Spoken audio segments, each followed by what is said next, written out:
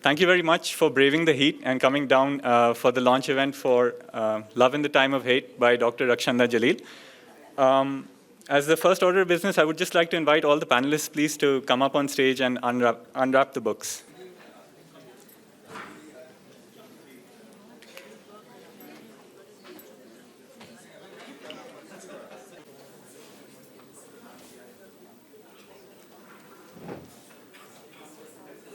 Thank you very much to our esteemed panel. May I just request you to please unwrap the books and unveil them officially? Yes.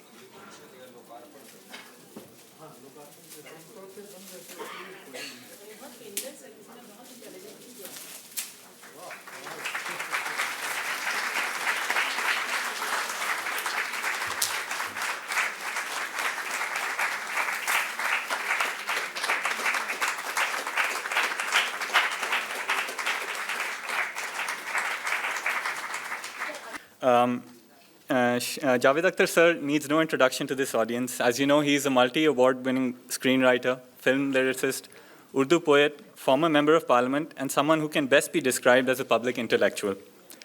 Winner of several awards and recognitions, such as the Padma Shri and Padma Bhushan.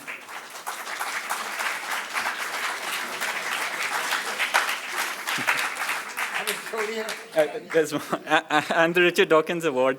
He has published 2 collections of non-film poetry entitled Lava and Tarkash.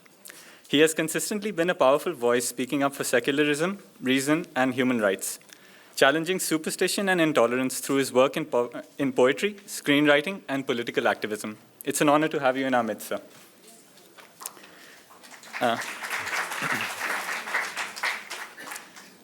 Dr. Abhishek Singhvi is a former 3-term MP, eminent jurist, senior advocate in the Supreme Court, former chair of the Parliamentary Standing Committees on Commerce, on Law, and on Home, a member of the Congress Working Committee, Congress's supreme decision-making body, a top senior counsel with the Supreme Court, former Additional Solicitor General of India, senior-most national spokesperson for the Congress, chair, the Congress Advisory Board on Law, Human Rights, and RTI.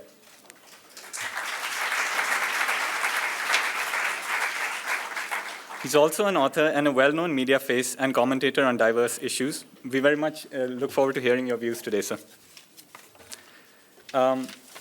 Dr. Hilal Ahmed is Associate Professor at the Center for the Study of Developing Societies, New Delhi. He works on political Islam, Indian democracy, and politics of symbols in South Asia. He is associated with the Lokniti program of the CSDS.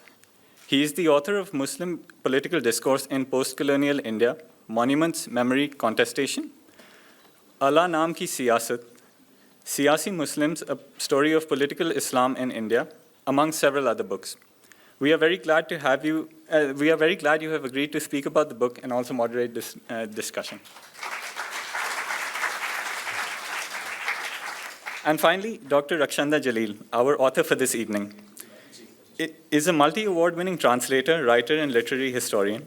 She has published over 25 books and written over 50 academic papers and essays. Some of her books include Liking Progress, Loving Change, a literary history of the progressive writers' movement in Urdu, a biography of Urdu feminist writer Dr. Rashid Jahan, A Rebel and Her Cause, a collection of essays entitled But You Don't Look Like a Muslim, and a translation of Krishan Chandra's partition novel Gadar, among several others.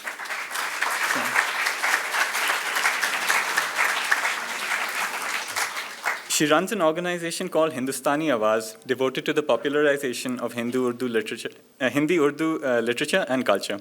With this, I request Dr. Ahmed to please proceed with the discussion.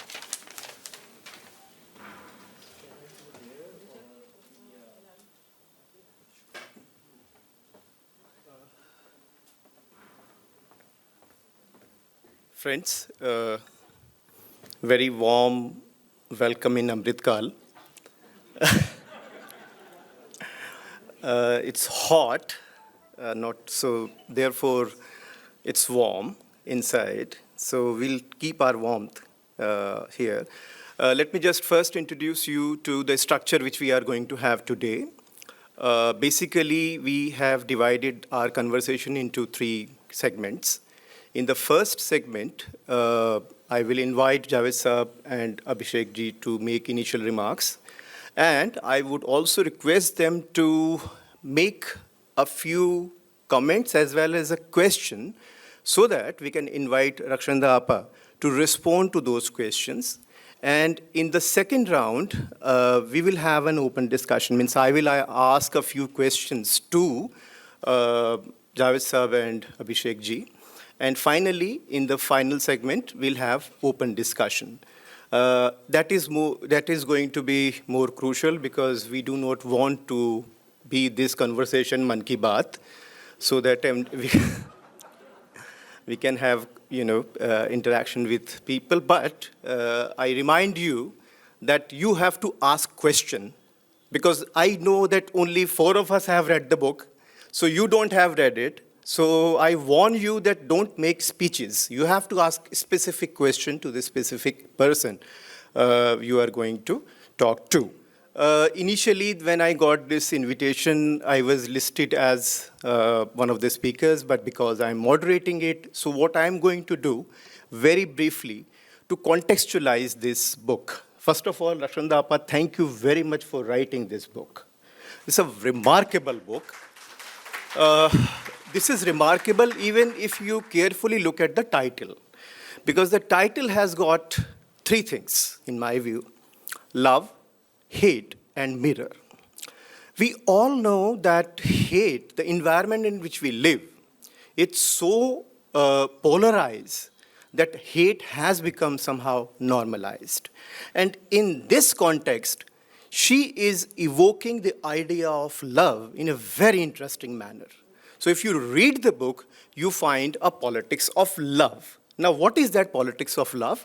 I think it reminds me of Hind Swaraj by Gandhi, in which he was talking about the power of love. And Gandhi makes this argument very powerfully. He says that history and politics, history in the formal sense of the term, which capital H, and politics with capital P, in both the cases, in formal history and formal politics, we somehow underestimate the power of love. And therefore, the everydayness of our existence is something which is very crucial. And that power of love must be conceptualized in such a way that practice can be achieved. And in this book, she has tried to provide that very context in which different short essays are going to speak to each other in such a way that the power of love can be a vantage point to explore something, a constructive politics that is needed at this time. The third metaphor, the metaphor of mirror, I think that's very powerful. She has not developed that metaphor in the book, but there is something which struck me when I was reading the different chapters. If we just carefully look at the idea of mirror, it gives us 2 things. One, it shows us who we are. And on the other hand, mirror is not a neutral entity. Because when you look at yourself, you find that you have to do something. Therefore, the subjectivity of the mirror is something which is central to this book. And precisely for that reason, in my view, she is actually evoking us, provoking us in some sense, to do what I called intellectual politics. And in this intellectual politics, there are 3 things which are there. She has not conceptualized it, but that's not her task, because she has given us open-ended references to critically engage with these issues and then come out with our own meanings. These 3 characteristics or the feature of intellectual politics are crucial. In my view, first of all, she is somehow tried to move away from the subject matter on which she has done research. So, if you read the introduction, you find that her Muslimness is very much there, but whenever she is writing on Muslim, there is a critical view. So the distancing from the object of research and the subjective manner in which you are going to conceptualize it, something which makes this idea more persuasive. The second thing is, and that is very important, that she is aware of her privileged status. And that privilege she knows and she asserts, but at the same time, That is the vantage point where she would like to go back to the bottom level of society and think carefully, what would have been if I were there, or I did not have that sort of privileges. That's a remarkable honesty as an intellectual. And the final point is the tentativeness and the openness of argument. That makes this intellectual politics very, very persuasive, very, very constructive, because in the book, you have postscripts in those articles, but not a conclusion. Because in this form of intellectual politics, she is forcing us to draw our own meaning. So I stop here. This is the context in which the discussion is going to move around. And I invite Javed Saab to make initial remarks. Javed Saab, floor is yours.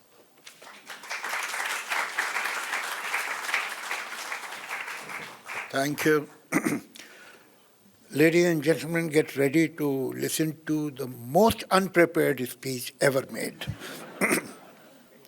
Because I thought I'm not supposed to speak, I'll be a part of the group discussion or Q&A, whatever. Anyway, congratulations, Rakshanda. I went through the book.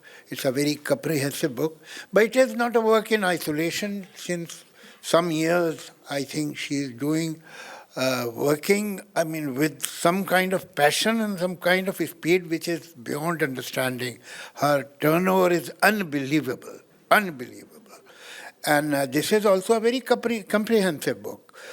She has taken a topic, and I'm so happy that she has even given references of many film songs also. Because generally high-broad intellectuals think that it is below their dignity to talk of film song. Although film songs of today, or as a matter of fact, just today, they have become the folk songs. And the songs of today will, after 10 years, 15 years, 20 years, will be the folk songs. We forget the film, we film the actors who sang on the screen, sometimes even the singer, but the song continues.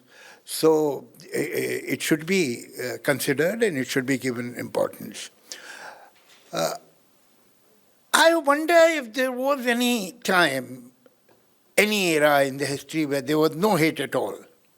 When time passes, you remember only good things and you forget the bitterness and confrontations and so on and so forth.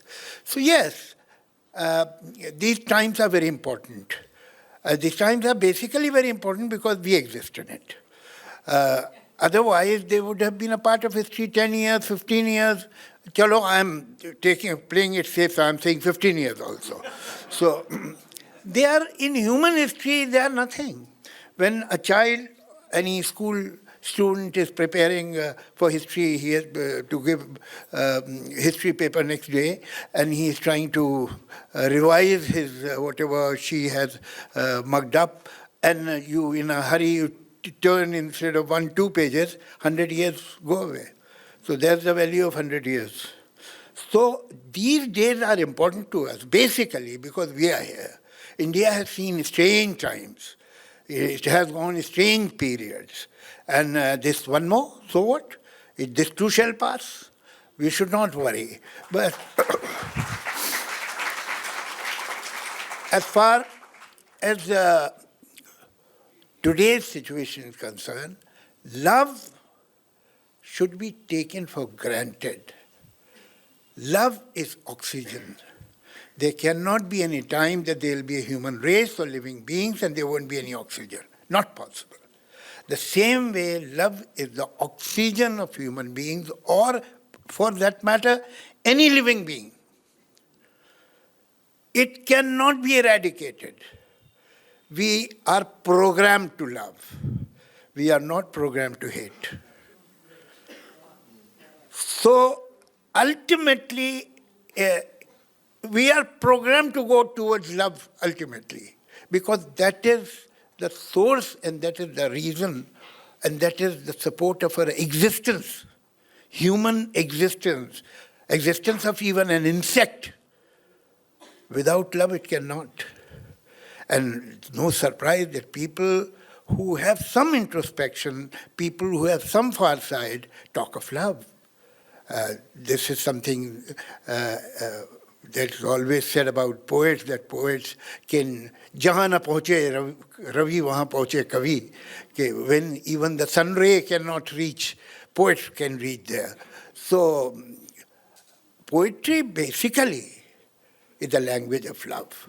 And in the worst times also, poet has always reminded you that your basic nature, your basic necessity, your basic sustenance is love. So thank you very much. You have done a great job and keep doing. And I must mention that, she has been very sensitive towards some people who have never been considered in spite of a lot of work they have done, like Anwar Jalal Puri. I knew him personally, but I have never read a line about him anywhere. He was a very erudite and educated person, but a low-profile person, came from a small city, small town, and he was punished for that. But I'm very thankful to you, and I'm deeply touched that you mentioned such people also. Thank you very much, and we have to talk a lot. A friend has said that let there be no speeches. They told the audience, they should have told us also. We should also not make speeches because there is so much to talk now. Okay, thank you.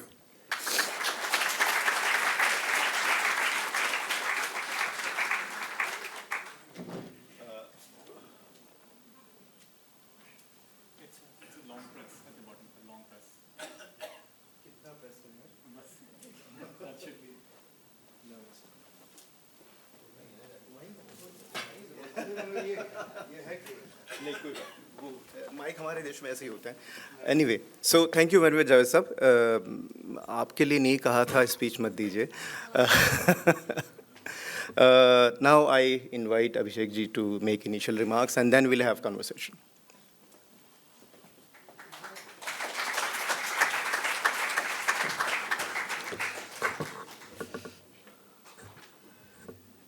Javed Saab, Hilal ji, above all the author, Rakshanda, distinguished members of this distinguished audience.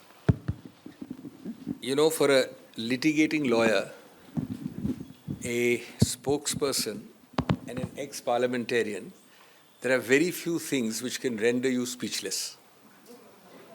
One of them is to sit on a stage and talk about anything remotely touching Urdu when Javed Akhtar is sitting there. This is my unfortunate role today, but I always remember that where fools rush in, where angels fear to tread. So here goes. Friends, there are many USPs about this book. Indeed, superlative adjectives would be justified in applauding this new offering by Rakshanda. Forget the quality, to which I'll turn to in a minute. The sheer volume of Urdu poetry, sher, shairi, nazm, ghazal, in this book is truly mind-boggling. It is over 425 pages long and bursting with a comprehensive collection of Urdu creativity. To merely find it, collect it, collate it, curate it, and present it, I think all of that deserves very special approbation. Friends, secondly, the quality. It's not merely the quantity, of course, the quality. From politics to passion, from people to places, the diversity of sub-themes under each is truly bewildering and captivating. From religious intolerance to what men want women to wear and why. Particularly interesting from the contradictions of Iqbal to the Hindu imagery of renowned Muslim writers, Urdu poets. From Ishq, Pyar, Mohabbat, as there is in the title itself, to the seductions of Pan and Pan ki Gilori, my favorite post-dinner eat, by the way. The Rakshanda range, I call it, and breadth is truly breathtaking. To further analyze and exemplify each of these sub-themes, and I'm only giving you a microcosm, to even, present them in the context, in the mirror of Urdu poetry, couplets and verse, is truly a momentous task. Friends, thirdly, I think a true achievement is that pretty much like the true idea of India itself, Rakshanda manages to bind all these diverse themes under the vital rubric of love in times of hate. But even more than that, the mega tagline, the essential thread of the book, which I tried to find out, in my view, is her celebration of pluralism, the joy of diversity, the love of love, and the hatred of hatred. And I think the essence, the positive outlook on live and let live. She exemplifies this ethic when she says, हमें बर्बाद करना है तो हमसे प्यार करो, नफरत करोगे तो खुद बर्बाद हो जाओगे. It is incidentally, it is somewhat similar to what Martin Luther King said in his old formulation. Darkness cannot drive out darkness, only light can do that. Hate cannot drive out hate, only love can do that. Friends, fourthly, the most punchy part of a book is the introduction. I've actually read more of this book than I normally do before book releases. She sent me a PDF sufficiently in advance, and the courts had gone into recess. The punchy part of the book is her introduction. It is candid to the core, even if chilling and depressing. It is sad that we need to experience a new India like this, where so much of the good is overshadowed by the sense of foreboding and fear, by trepidation and terror experienced by a section of Indian citizens. Discount everything on the highest factor of exaggeration, melodrama, or the febrile and fertile imagination of the Lutyens louts, or the Khan market elite, or the armchair intellectuals. And I doubt if any one of us will escape this appellation. Discount it all, but you cannot ignore the elephant in the room. You cannot ignore the exclusion and the discrimination captured by Rakshanda in her opening chapter in particular. And it can neither be wished away nor ignored. You know, secularism is one of the most debased words in our debate, in our discourse, and in the Constitution, even though it arrived late. One of the very finest definitions of secularism, which I like to read on, is by Professor Bhargav, formerly of Harvard, who said that Lincoln used this delightful phrase, of the people, by the people, for the people. So he says we can all understand for the people. Democracy is, after all, for the people. We can also understand by the people. They, after all, vote for it. He said, why did Lincoln say of the people? And then he goes on and answers his own question by saying, Lincoln wanted to convey a sense of co-ownership of democracy to each and every person in that citizenry, in that country. So unless you have that sense of belonging and co-ownership of democracy, you do not fulfill this remarkable definition of Lincoln. And I think that of the democracy may somewhere have become less and lesser. Fifthly, it would be, of course, invidious to choose favorites in this remarkable collection. But if I was forced to do it, I would pause and linger on chapter 20, on Iqbal. Not only as a man of amazing creativity, I haven't had time to read enough Iqbal. I did the next best thing. I married a person who's read a lot of Iqbal. But not only is a man of amazing creativity and talent, but one is full of contradictions. And it's been sketched beautifully by Rakshanda. That's why I said she's very candid in her sketches. From being the Sare Jahan se Acha and Hindi hai hum, Watan hai hamara Hindustan, to the father of the two-nation theory, to a votary of pan-Islamism, and of course the national poet of Pakistan. And she does not, Rakshanda does not jettison candor when she rightly quotes Victor Kiernan on Iqbal. Kiernan said, quote, Iqbal mirrored the confusions and contradictions of his highly complex environment and there have to be moments when he would, and there were moments when he would come near the brink of narrow sectarianism. And this is a quote which she has done. Her real message, of course, is reflected by her tagline poet, Bashir Bhadra. Bashir Bhadra said, "सात संदूकों में भरकर दफना दो नफरतें, आज इंसान को मोहब्बत की ज़रूरत है बहुत." But rightly Rakshanda qualifies it in the previous page or nearby by Katil Shafa's lament, who says, हमको आपस में मोहब्बत नहीं करने देते, हमको आपस में मोहब्बत नहीं करने देते, एक यही ऐब है इस शहर के दानाओं का. So this is really the dilemma we face in wanting to love and being unable to love for a variety of external factors.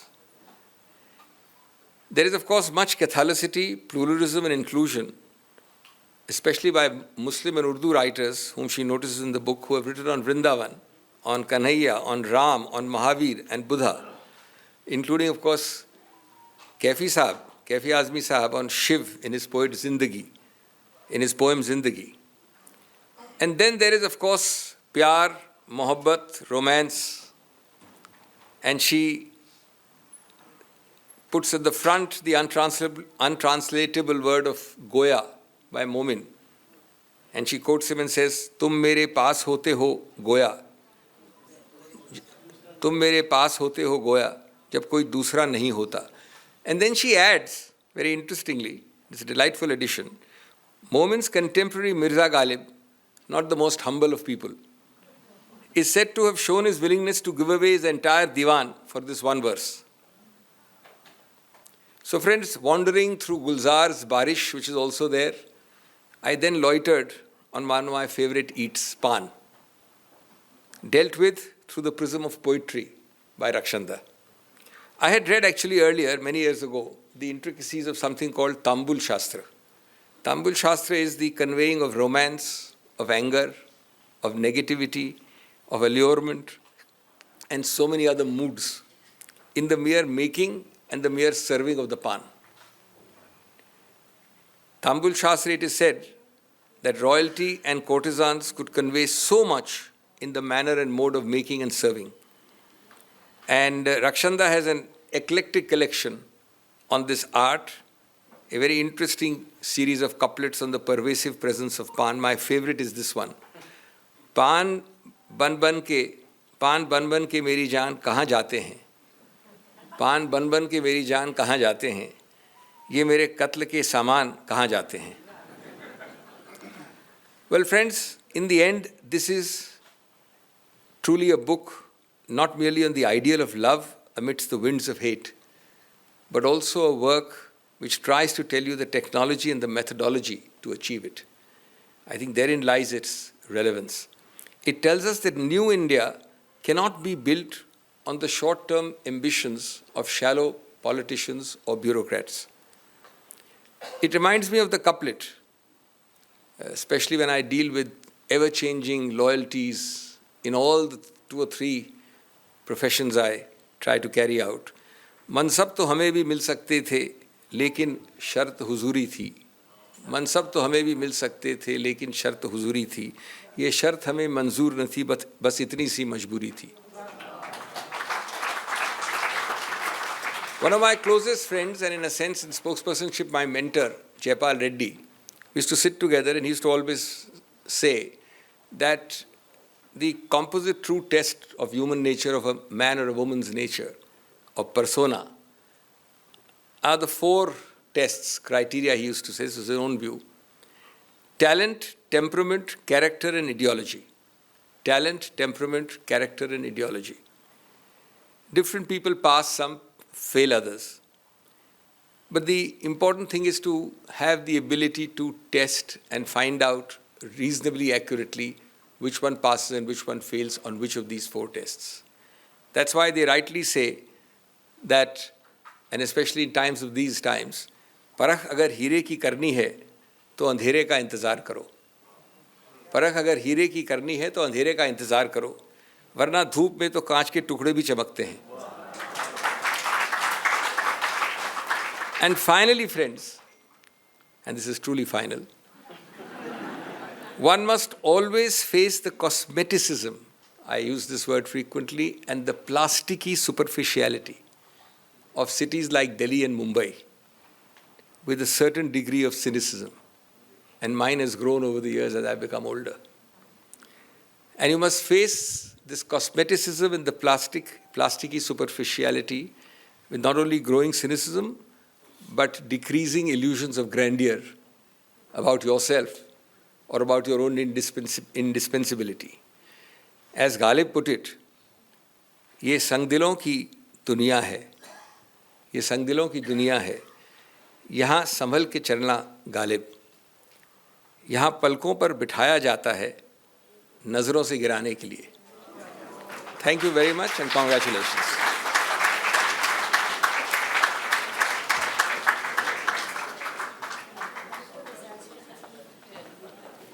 Shukriya, Abhishek ji. Now, I would like Rakshanda Appa to say a few words, responding to whatsoever he said, yeah, and then we'll have conversation.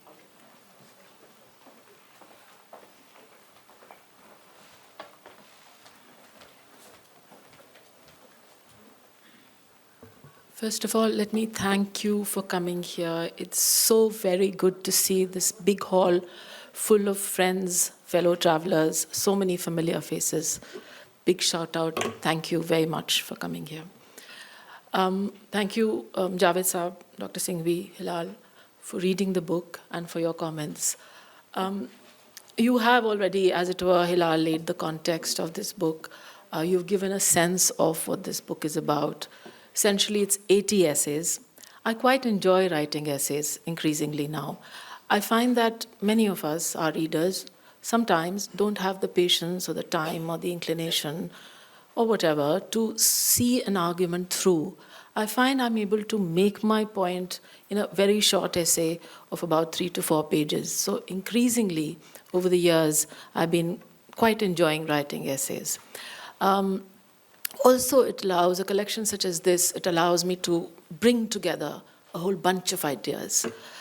These 80 essays are divided into, as someone said, into politics, people, places, and passions. They were written over the course of the last 3 years. They gathered momentum as we came closer to the time of publication, which is why the postscript. I felt the need to have a peg. I felt the need to, as it were, drive home a point. And as this juggernaut of the elections has been gathering momentum, many things that I don't need to spell them out have been there, they're staring us in the face. I wanted to somehow weave those in.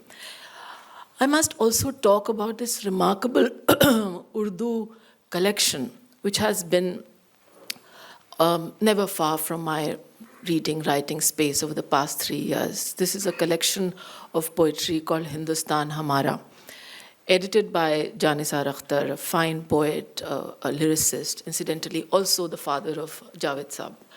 Janisar Akhtar, as it were, showed me the way. He showed me that in those 2 volumes, there was so much. You know, one question that is often asked to me is, "Ye aapko Urdu se kya obsession hai?" मेरे पास इसका कोई ख़ास जवाब तो नहीं है, obsession नहीं है, लेकिन हाँ, मुझे बहुत सालों से लगने लगा है कि हमारे बहुत से सवालों के जवाब हमें उर्दू में और ख़ास तौर से उर्दू शायरी में मिल जाते हैं. उर्दू शायर के पास एक ख़ास सलाहियत है, एक एबिलिटी है गागर को सागर में भरने की, सागर को गागर में भरने की. जी, यानी कम अल्फाज में बड़ी बात कह देना. और लोगों को ये गलतफहमी है कि उर्दू शायरी सिर्फ इश्क मोहब्बत की ज़बान है. हाँ है, इश्क मोहब्बत की भी ज़बान है, पान के बारे में भी है, औरतों के लिबास के बारे में भी है, लेकिन उर्दू शायरी में एक पॉलिटिकल विम और विगर है. हम अक्सर उसको नज़रअंदाज कर देते हैं क्योंकि हम सिर्फ एक बिनाइन लेंस से उर्दू शायरी को देखना चाहते हैं कि हाँ, इश्क मोहब्बत की बातें हैं. बहुत कुछ और है, और जानिसार अख्तर की इस 2 वॉल्यूम सेट ने मुझे बताया कि कितना कुछ है. Political milestones, 1857 की जंग आज़ादी पहली, उसके बाद जो कुछ मुल्क में हो रहा था वो एक बहुत साइंटिफिक तरीके से एक लिस्ट ऑफ कंटेंट्स में डिवाइडेड था, क्रोनोलॉजिकल तरीके से हम चल रहे हैं। और हम देख रहे हैं कि एक वक्त था, शायद आज भी है कुछ हद तक, जब शायर एक तरह का ही has his finger to the pulse, मुल्क में जो कुछ भी हो रहा है, मुल्क के बाहर जो कुछ भी हो रहा है, उस पर लिखा जा रहा है। फ़र्क सिर्फ ये है कि वो it just slips through the cracks of our public consciousness. मुझे लगने लगा कि इस किताब के ज़रिए शायद मैं बहुत से स्ट्रैंड्स को गूंथ सकती हूँ एक साथ, और मुझे लगा कि उर्दू का जो आईना है वो समाज का आईना तो है ही, लेकिन हमारे इर्द गिर्द बहुत सी चीज़ें हैं जो हमें परेशान करती हैं, व्याकुल करती हैं। वो बहुत से लोग उन पे बात कर रहे हैं, एक लंबे अरसे से कर रहे हैं।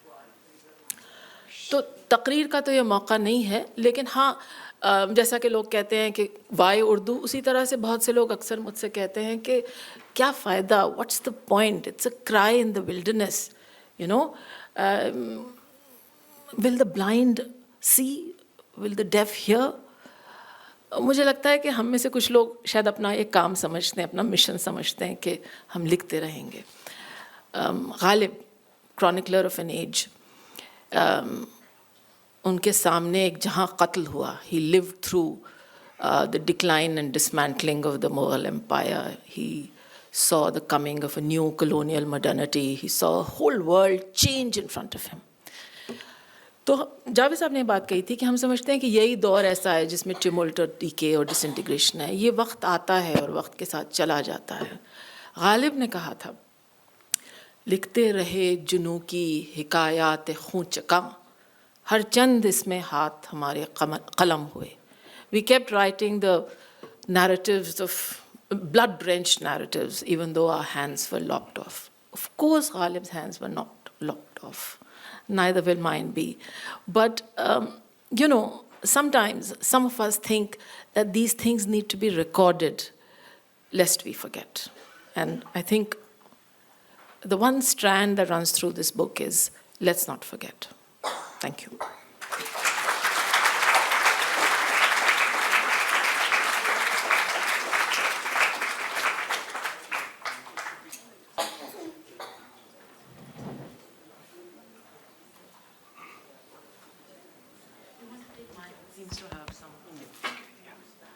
Okay, thank you, Rakshanda Appa. So now what I'm going to do is basically to ask a set of questions, first to Javed Saab and then to Abhishek ji and then Rakshanda Appa. And since Javed Saab, you spoke बहुत कम, so I take this opportunity to expand taking this book as a reference point to ask you two very specific questions which were central in your writing. One is that you have this great capacity to make complex ideas public, and not merely public but acceptable at one point of time. कितने आदमी थे से लेकर जिस लड़की को देखा तो ऐसा लगा, सब वो एक्सेप्टेबल हो गए. हम तो ज़बान भी आपकी बोलते हैं, मुझे तो ऐसा लगता है उर्दू और हिंदी हम नहीं बोलते हैं, but you have that capacity to capture the nuances and then produce a kind of argument in a language that is acceptable, and that is also a language of love. Now my question is, can we think of a no politics? Hurry. Sir, Go into detail and then you can ask me a question. Okay. What's the hurry? Really? Yeah, you please continue whatever you are saying. Okay. Now the question is that if I ask you what is the politics of love at the moment now, what would be your answer? Society and this world are not linear. At the same time, at any time, many things happen which are sometimes contradictory and sometimes complementary. The world and society are not one-layered, they are multi-layered. And things which happen on the surface are noticed more, but the fact is that things which are underneath continue, and you have to really concentrate to see that stream which is flowing underneath, that Saraswati not many people see. The fact is that regimes come and regimes go, governments come and governments go, fashions come and fashions go. There is every society, every in the world has some basic value system. Right or wrong, there is a basic value system. There is a certain attitude which is in the DNA of the society, of everybody, that keeps on moving inside. Sometimes it becomes dormant because of the external. By external, I don't mean out of the country, but external pressure, which is in a way is trained to that Sanskriti, is trained to that tradition, is trained to that civilization which is continuing for thousands of years. So it gets dormant, but given half a chance, again it rises. Indian by temperament is a person who would always be on the middle of the road. Indian by temperament is not extremist. And whether on the left or right, he will never go to the extreme. We believe in keeping our options open. We believe in certain mobility and certain flexibility available to us. So they can happen. Actually, if you do some kind of a referendum and find out, or some kind of a serious survey, that how many people in this country, in different communities, in different parts of the country, are extremist people, whether on basis of language or religion or culture or whatever, you will find that it's a very, very small percentage, very small percentage. They are religious people. I am an atheist. So if you blame religion for anything, you're most welcome. I'll be a happy man. But the fact is that let's be objective. What you see is not religious production. We confuse communalism with religious fanaticism. The opposite of religion is not communalism. The opposite of religion is atheism. And the opposite of secularism is not religion, but communalism. So communalism takes the garb of religion, but communalism is not based on religion. It is based on community. A community can come from a religion, but it outgrows. There are many other socio-political or economic reasons for their identity. They have their history and so on and so forth. It is not only the religion which makes a community. They say that, but it's not true. So now I genuinely believe that any communal movement can only be led by an atheist. Because anybody who is really communal is a fool. So only an atheist with no morality, totally opportunist atheist can be the big leader. And we have examples in our history. So ये जो love है, आप love की बात कर रहे हैं आज भी, वो वही है. Given half a chance, Indians know how to live with each other. You are talking of some very committed people, and they are high profile. They have the leeway, they have the freedom to express themselves, to beat the pulpit and so on. But the fact is, an average person, you leave him, let no politician enter his lane, and the person will live with his neighbor in peace. Obviously, I mean, there are biases and prejudices. Benign prejudice gives you your identity. Obviously, the kind of food that is made in your house, your cousin's house doesn't have that kind of a food. It's much inferior. So you know that. So these things are there, and these benign prejudices give you identity. But it should not become malignant. What malignant prejudices we see are not Indian idea.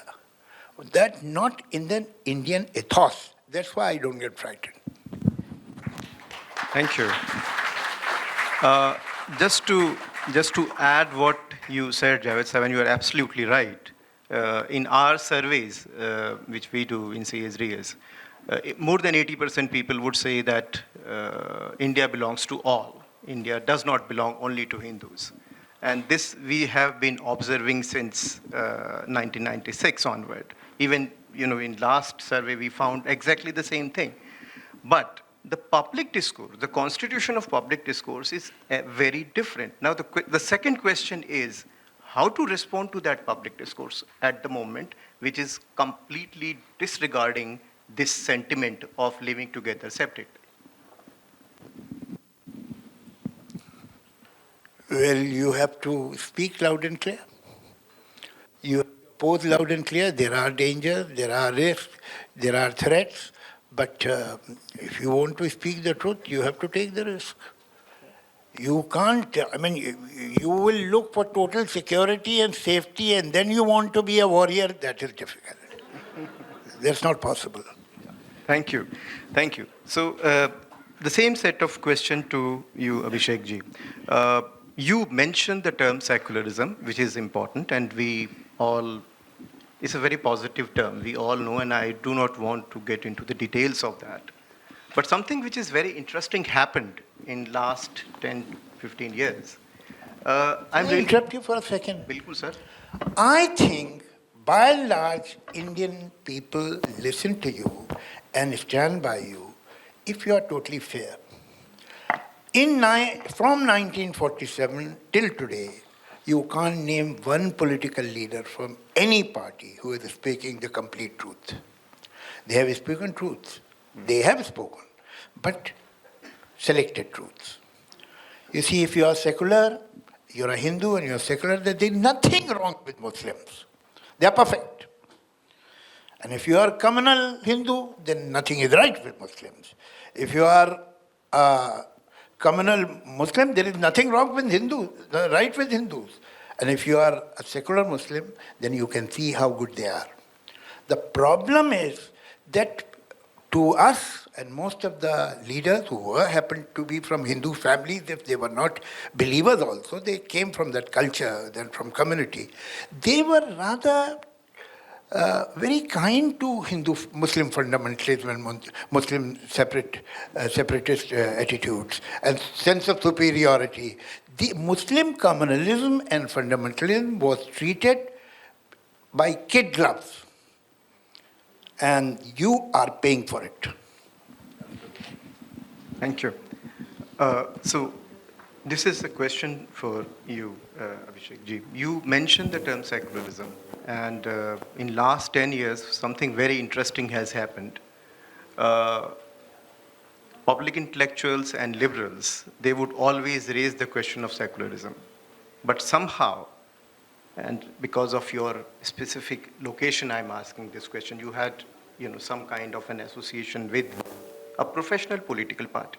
My question is, why secularism became some kind of a word that has to be avoided? Well, when we address the issue of secularism, you have to start with some harsh realities. First and foremost, as a philosophical concept, as an ethic, as a constitutional concept, I think it is essential to planet Earth's most diverse spot, India, to have a secular ethic. We do no favor to anybody when we talk of secularism. It's the biggest self-preservatory ethic for planet Earth's most diverse spot.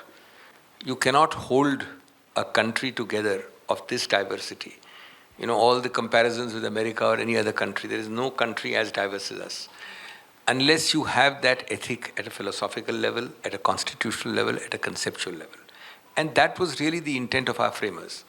I am quite amazed whenever I go back to the CAD, the Constituent Assembly debates, that amidst carnage, amidst millions of deaths, amidst hatred, the very fact that, this group of 250 odd people could sit for 2.5, 3 years and think of such lofty concepts and then actually fight to embed them, fraternity, federalism, with fissiparous tendencies, the whole country falling apart, is quite a miracle.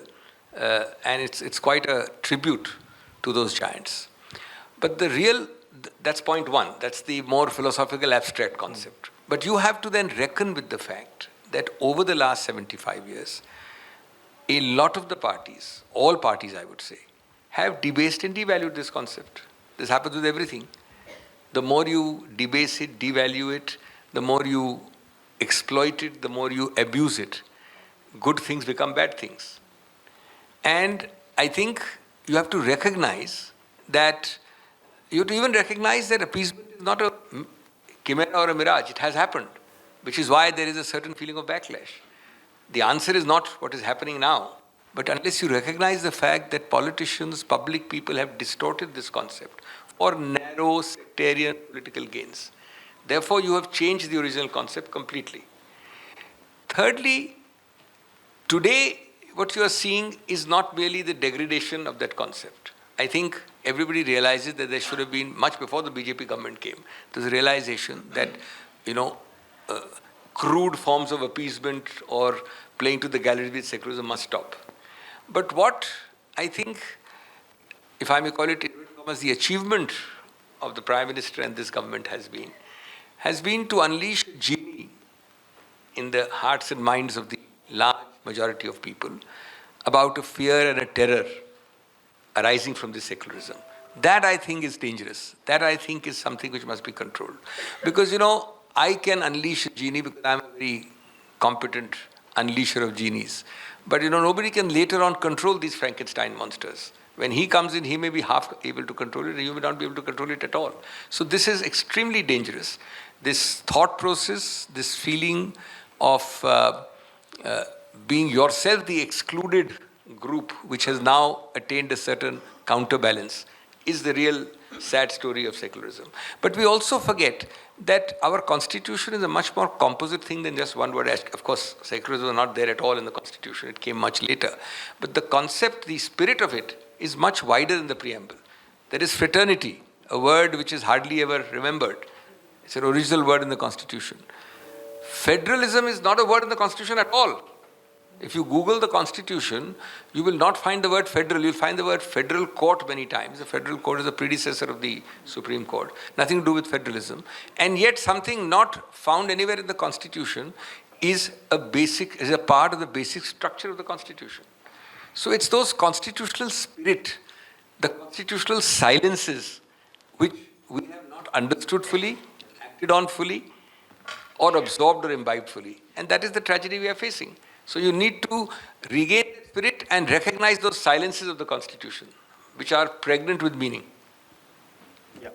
Thank you. The second question is, which is actually a shorter question, but again going back to the book, and you also touched upon that. That's called Idea of India, and it is very fashionable to talk about that idea of India. And it is a very ambiguous term at the moment. Because the moment we say idea of India, either we go back to Gandhi, Ambedkar, Nehru, etc. They have played their innings. What is the idea of India at the moment which we have? What would be the future imagination of India which we strive for? Now, whether we like it or not, BJP's manifesto, which is called Sankalp Patra, talks about 2047, whether we like it or not. We can say that it is, Amrit Kal. Amrit Kal is also a very interesting concept. But what the question is, why there is some kind of lack of futuristic imagination in the political sphere when we oppose BJP or, for that matter, Hindutva? Well, every nation, every ethos, every people have to have an idea which binds them together. There are two different questions. What is the current idea of India is a factual question, which is the only theoretical idea of India you can aspire to, is a conceptual philosophical question. Now, to answer the second question first, at the end of the day, you cannot say that my idea of India is better, Javed Saab's is worse, yours is half bad, because different segments in India, different societies in India, must necessarily have different ideas of India. So ultimately, the answer to the conceptual question only has to be the idea of India broadly reflected in the spirit of the framers of the Constitution. Because that is the only permanent Bible and Gita and book we have, which is supposed to last centuries. So that idea of India, whether you call it an idea of a secular, socialist, fraternal, republic, you could use all those adjectives. But that idea of India is what you need to aspire to. Number two, I believe that broadly every political formation, barring the current one, has followed that idea of India. That's a very important point. And we've had, it is a Congress-ruled state for many decades, but it's been a non-Congress-ruled state for decades after 1991, for decades. So you have had completely other formations which have also followed, including BJP formations. There is a delightful book by a very good writer, Vinay Setapati, written Jugalbandi. The subtext of that title is BJP before Modi. So he says, I'm now writing a book. He's now doing a biography of Manmohan Singh. After this, I write a book of BJP after Modi. He says there are two different parties. There are two completely different parties. So naturally, the idea of India has changed with that radical change because he's the first prime minister, and it's quite a tribute to him, who has transcended his own party. He has transcended his own, ecosystem. So therefore, these ideas, the anchor should be the constitutional idea. The practice should be with the aberrations plus and minus, what we've had. And the no-go area has to be the idea of New India, unfortunately, which is a very different idea. It's an idea of extremes. Some of the extremes sound good, but ultimately it's a Frankenstein monster, which cannot be the idea of India. So let me start with a little anecdote. Somebody asked somebody, do you enjoy your work? Oh, yes. My work is my pleasure. Do you have good friends, wonderful friends? Do you love your children? Of course I love my children. Do you love your wife? Well, what is love? You see, when you get into these kinds of questions, what is the idea of India? I become very suspicious. Why? Where is the need to think of it?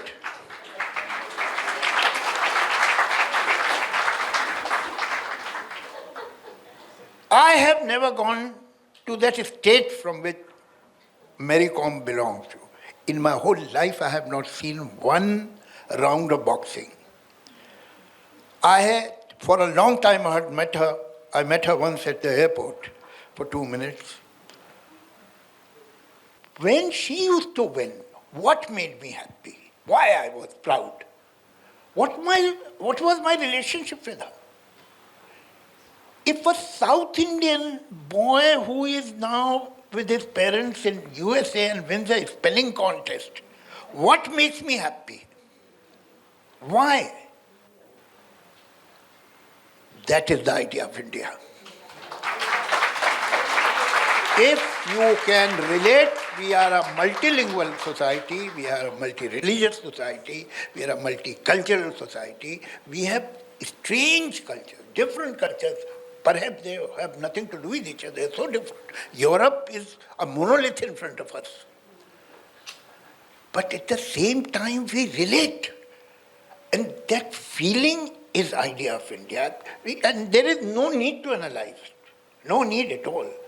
What is the idea of love of mother? How do we define it? Oh, but when you love your mother, what do you feel? And what are the qualities that you appreciate? Nobody asks that. She's your mother, period. She's your sister, he's your brother, and so on. Of course you love them. I have skipped the name of the father, not intentionally, it just happened. So this is how it is. All of us know what is India and what is the idea of India. All of us know. Some people don't like this idea of India. Yes. They can question it. What is India? And India should be like this, like that. India naturally for centuries, it is a river. It is flowing. It is going from one wave to another and moving ahead through the centuries. That is India. उसको तुम काट के उसका direction change करना चाहते हो, उसे कहीं और ले जाना चाहते हो, that is not India. Leave India to itself. Trust India. India is the water which will find its own level. Don't worry. That's all. Thank you, Javed Sahab. सबका अपना अपना लोकेशन होता है और हमारा तो धंधा है कॉन्सेप्चुलाइज करने का, तो ये हमारे प्रोफेशन का बात, इस पे पेट पे लात मत मारिए। करने दीजिए कॉन्सेप्चुलाइज, नहीं तो बिकेगा नहीं। But anyway, the important point which is actually coming out from these two reflections is, in my view, is that this regime has forced us to ask basic questions with regard to our political existence. And for that matter, the idea of India is important. And we get two very different and interesting reflection to that. Now, I would like you to respond to a question, because I think you just touch upon that question but did not elaborate on. That is that, as I said, that it's a wonderful, you open up a number of things. And there is no conclusion. Conclusion in the sense of conclusion. There is a need to have some kind of a saransh. What would be that? Let me come to the Saransh later, but Hilal, if you'll permit, let me try and give you my idea of India. Yeah? So I was born a year before Nehru died, 63. The India I grew up in had vestiges of a Nehruvian idealism. We didn't think of it as an idea of India, but Nehru had left his imprint on our lives in very many ways. When Nehru made his dramatic speech, "Let the temples of modern India be its factories and its dams," and so on, it affected us somewhere as young children growing up in Delhi. My mother is sitting here. I've dedicated this book to her and her great love, which is overwhelming. So people like my mother would talk about, "Nal band karo, koi aurat itni dur ja rahi hai gaon mein pani lane." That was my idea of India. When my father would say, "Switch off the light when you leave the room," because, rural electrification, we got a little lecture on that. That was my idea of India. So, Javed Saab, we all have our ideas of India, You're right. I mean, it's like mother's love. It maybe cannot be described, but certainly the India I grew up in. And I can even tell you when it changed. I can tell you that it was the Rath Yatra where I began to see a change. Till that point, I don't think I thought of myself as a Muslim. Yes, we grew up in a Muslim household. My parents prayed. Nobody asked us to. If we wanted to, we could. But, religion was not such a thing in our home. But I saw a lot of people have or acquire, in some cases overnight, a religious identity. So when I look back, I'm able to see the early 90s and quite clearly the Rath Yatra as something changed in the fabric of society. Your second question, I actually didn't quite understand. Something about Saransh. Yeah, सारांश कैसे दिया जाए? इस किताब में मैंने कोशिश की कि मैं एक पोस्टस्क्रिप्ट दूँ. सारे 80 एसेज में तो मैं पोस्टस्क्रिप्ट नहीं दे पाई क्योंकि वो इतने ओपन एंडेड थे वो आइडियाज़, और बहुत तरह से इंटरप्रेट किए जा सकते थे. बट जहाँ जहाँ हो सका, which is maybe 80 to 90% cases, I've tried to provide a postscript, just a paragraph, where I try to sum up what I'm trying to say in those previous 3 to 4 pages. So I like the idea of a postscript that allows you to give a saransh, as you call it. लेकिन एक ऐसे में तो सारांश आप दे सकते हैं, लेकिन इस वक्त जो आप मुल्क के हालात हैं, मुझे नहीं समझ में आता उसमें क्या सारांश हो सकता है. Actually, वो मेरे पेट का सवाल वाली बात. Anyway, so thank you very much, all of you, for your insightful comments. Now, floor तो ये है खैर. Now the house is open for only questions. There is no speeches, only questions, and you have to raise your hand. Mic will go to you, and you have to tell whom you are going to answer that. Yeah, please. Yeah, Javed Saab, we are talking love and hate. In India particularly, is because of our partition happened in 47, and British was responsible for this. And at the same time, what is going on in Israel and Hamas, that is also love-hate relation. And Ukraine, Russia, that is also the same thing as in India also. I couldn't get your question. आप अपना सवाल दोबारा. मैं ये पूछना चाहता हूँ कि जो लव हेट रिलेशनशिप है इंडिया में हिंदू मुसलमान का, ये पार्टीशन की वजह से हुआ है जो 47 में हुआ है, या जो अभी हो रहा इजराइल हमस में या रशिया यूक्रेन में, ये क्या सेम ही है? देखिए, लव हेट रिलेशनशिप के मतलब कुछ और होते हैं, वो आमतौर से शादी के बाद होते हैं, लेकिन ये जो है ये जो सिचुएशन है अलग है। ये डिफरेंट सिचुएशन है। मैं विद ऑल ड्यू रिस्पेक्ट एक बात कहना चाहता हूँ कि जो रथ यात्रा हुई थी अडवाणी जी की, वो उसने इन्वेंट नहीं की है कम्युनलिज्म। हो सकता थोड़ी ऑर्गेनाइज करती हो, वो कहीं फैली हुई थी सोसाइटी में। और अगर आपको लड़ना है कम्युनलिज्म से, जैसे कि आपने बहुत अच्छी बात कही कि सिंघवी साहब ने, कि अंधेरे से आप अंधेरे से नहीं लड़ सकते, डार्कनेस से आप सिर्फ लाइट से लड़ सकते हैं। Let set our homes right. आप प्रिविलेज हैं रक्षंदा, आप जिस घर में पैदा हुई हैं, आप जिनकी बेटी हो, जिनकी ग्रैंड डॉटर हैं, वो बड़े प्रोग्रेसिव, पढ़े लिखे, बहुत दूसरी तरह के लोग थे, और कभी कभी उन्होंने अपने दूसरी तरह के होने की कीमत भी दी है अपनी कम्युनिटी में। लेकिन हकीकत ये है कि कहीं ये भी ज़रूरी है फॉर एवरी कम्युनिटी इंक्लूडिंग अस कि कोई इंट्रोस्पेक्शन थोड़ा सा किया जाए। ये सारे का सारा जो है, आप इल्ज़ाम बाहर नहीं रख सकते, कुछ आपको अंदर भी देखना पड़ेगा कि क्या हुआ था और क्या हुआ है और कैसे हुआ था, और ये कौन से वही दरिया है। ये चीज़ें जो हैं, ये कुएं नहीं है जो खोद दिए गए हैं, ये नदी है जो बह रही है। ये नदी इधर कैसे आ गई, ये क्यों पहुंची, क्या हुआ था। तो इसको ज़रा आप अगर हिस्टोरिकल पर्सपेक्टिव में देखेंगे तो मुझे लगता है कि बहुत सी बातें हमें अपने में भी करेक्ट करनी पड़ेंगी, और पहला स्टेप यही है, जब हम अपने को करेक्ट कर लें तभी हम उंगली उठा सकते हैं। Hello, sir, here. My question, sir. Yes, ma'am. There was a book called Love in the Time of Cholera. Now it is Love in the Time of Hate. My question, madam, that are we failing to stop this hatred in the society? Is it a failure on our part? मेरे ख्याल से इतना open and shut तो नहीं है कि we have failed. I don't think, I think the spreading of hate is a work in progress. So I don't think we failed, but yeah, there are bulwarks that we can keep putting up, to stop its spread. See, in the mirror of Urdu is a very important part of the title. And for myself, whose appreciation of Urdu came from my father, my maternal grandfather who came from Pakistan, my father who was an amateur poet, how long will this mirror will be available to us? Because now Urdu is also being given a color and a kind of designation separate. जी, ये अनीता सिंघवी बैठी हैं यहाँ पे। ये एक ऐसे ख़ानदान से हैं जहाँ कोई उर्दू बोलता नहीं था, लेकिन उन्होंने अपने आप को उर्दू लिखना और बोलना सिखाई है। मैं उनको बहुत अरसे से देख रही हूँ।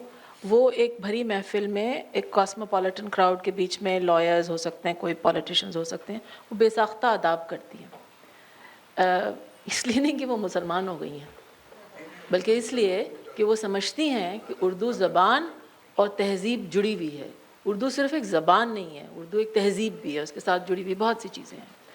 तो अब इन्होंने ये उर्दू वो पैमाना है जो बढ़ के उठा ले, वो उसका है।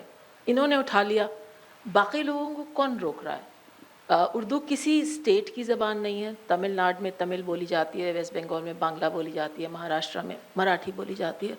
उर्दू तो एक स्टेटलेस ज़बान है। आप कह दीजिए उर्दू ज़बान मेरी है, आपकी हो जाएगी।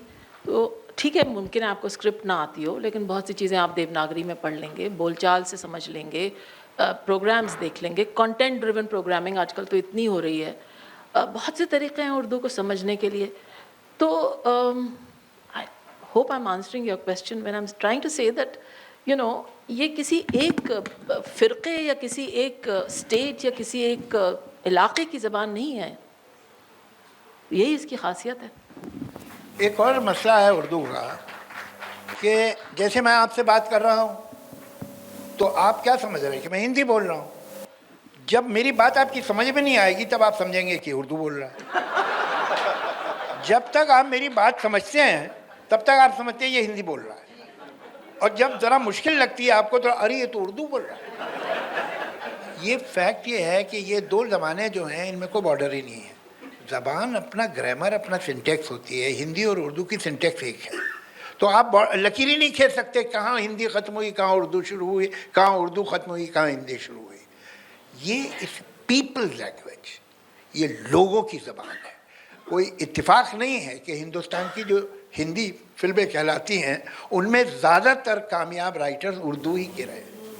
कोई वजह होगी ना उसकी, इसलिए कि इट्स अ पीपल लैंग्वेज, वो लोगों की, नॉर्थ इंडिया के लोगों की ज़बान है। यहाँ दिल्ली में पहले मैं ये फादर के बारे में सुनता था, अब ग्रैंडफादर के बारे में सुनता हूँ। वो जी हमारे फादर तो उर्दू अखबार आज तक पढ़ते हैं, और मेरे अब वो क्या हो गए, वो फादर नहीं रहे, अब ग्रैंडफादर का मामला हो गया, नई जनरेशन आ गई। मेरे ग्रैंडफादर साहब हमेशा उर्दू ही लिखते थे। मैं पूछता भाई तुम क्यों नहीं लिखते, ये तुम्हारे ग्रैंडफादर की, तुम्हारे फादर की ज़बान थी, तो इसे क्यों छोड़ दिया। हकीकत यह है कि इन 20th century, like in 19th century, the major contribution in Urdu came from Delhi, from Lucknow, from Hyderabad. But in 20th century, the major and overwhelming contribution of Urdu came from Punjab. Punjab की ये ज़बान थी। पंजाब ने इसको जो पूरा poem का, नज़म का जो दौर आया, ये पंजाब ने शुरू किया है। ये पंजाबियों ने उसको छोड़ दिया, ये मुझे बहुत शिकायत है आप लोगों से।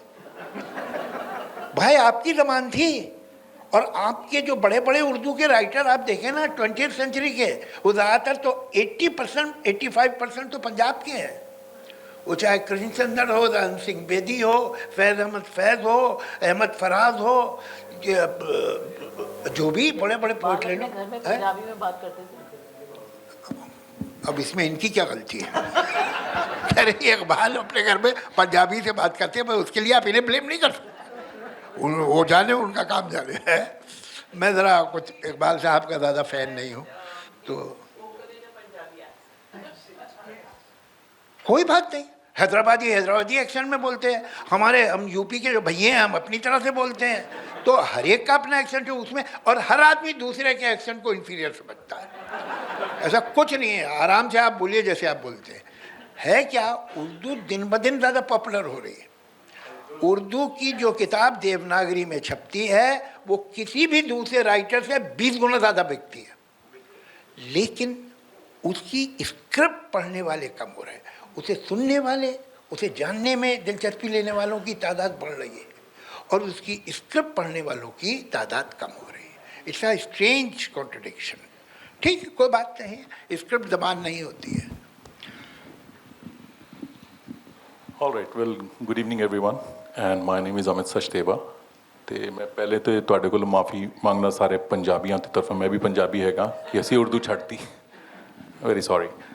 So, I think we are looking this issue, Hindu-Muslim hate, everything from the standpoint of very, very micro level. If you go back to the Neanderthals and Homo sapien, I think we have a tendency of reaching to a point where we are divided. We are pursued to reach at a point where we can get corrected ourselves. But before we reach there, we have to hate each other. So the title of the book, which says Love in the Time of Hate, I think I would say first, hate in the time of love before you reach there. And we, make sure that we need someone to blame for. Don't you think it is our own nature that हम 40-50 साल प्यार करते करते बड़े उकता से जाते हैं, और उसके बाद हम सोचते हैं चलो अब थोड़ी नफरत करते हैं, फिर जब हम दोबारा बॉयल हो जाएंगे फिर वापस आएंगे। तो सर मैं आपका प्रॉब्लम समझ रहा हूँ, मगर अब पब्लिक में बात नहीं कर सकते ना हम लोग। देखिए एक बड़ा अच्छा शेर मुझे याद आया है, मेरे महबूब को तो आती है उर्दू कम कम, मेरे महबूब को तो आती है उर्दू कम कम, मैनू पंजाबी नहीं आंदी ते गल कैसे हो।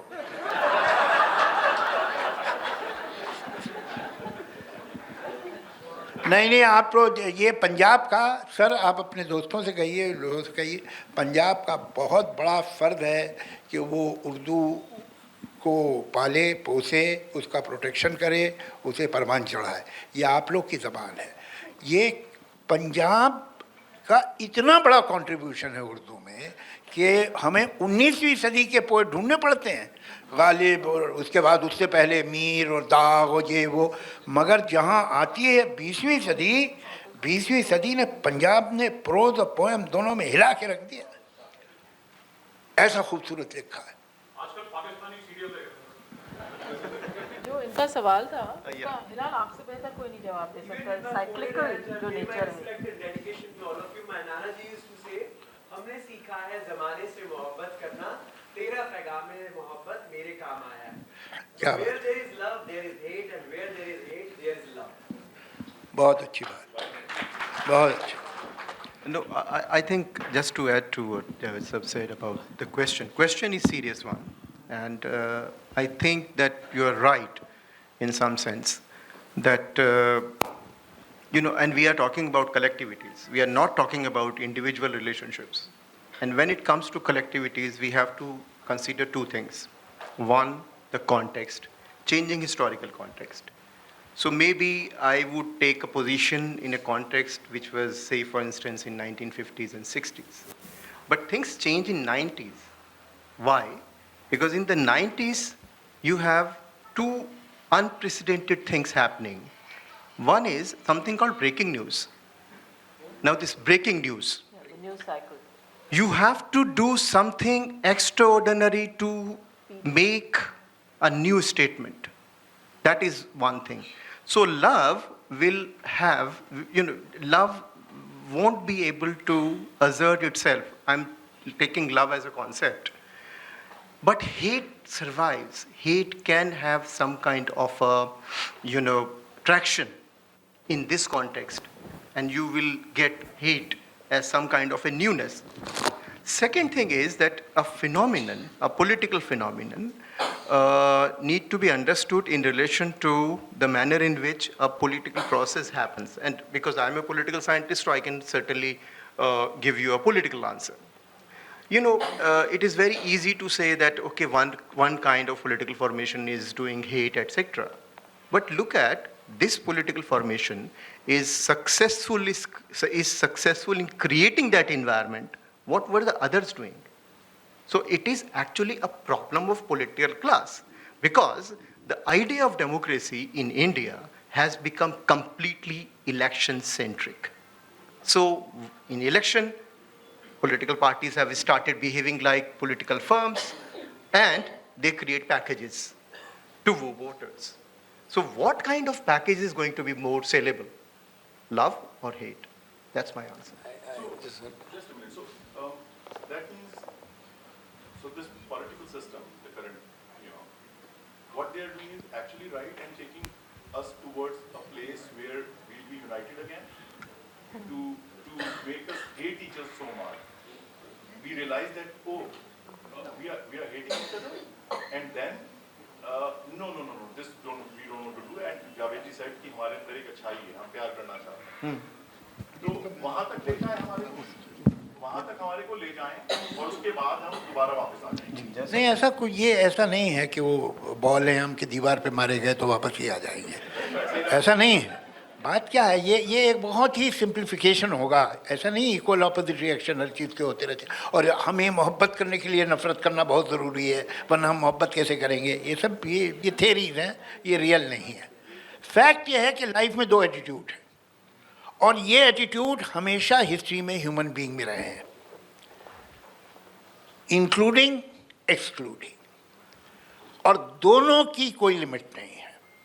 पाकिस्तान बन गया, उसमें एक मिनिस्क्यूल सी हिंदू परसेंटेज थी, कुछ सिंध में इसमें उसमें, वो भी बेचारी एक बेज़बान है जिसकी कोई ताकत नहीं, कुछ नहीं. तो अल्लाह ही अल्लाह था चारों तरफ, सब मुसलमान थे, ऐसे रहिए. अब तो क्या है, नमाज पढ़िए, मदद से ईद में गले लगिए, अब क्या प्रॉब्लम है. मगर है, और ये प्रॉब्लम उस दिन डिसाइड हो गया था जिस दिन उन्होंने पाकिस्तान मांगा था. तुमने एक्सक्लूजन की राय पकड़ ली है राह, इसका तो कोई एंड ही नहीं है. उसके बाद कुछ दिनों बाद जो है कादियानी मुसलमान नहीं रहे. किसी ने नहीं कहा था जब पाकिस्तान बन रहा था कि कादियानी मुसलमान नहीं है, उसका सब चल रहा था. फिर शिया मुसलमान नहीं है, और इवन सुन्नियों में वो वाला सुन्नी जो हम नहीं है वो मुसलमान नहीं है. बोर्ड लगे हुए हैं मस्जिदों पे कि ये सेट के सुन्नी एंटर नहीं हो सकते।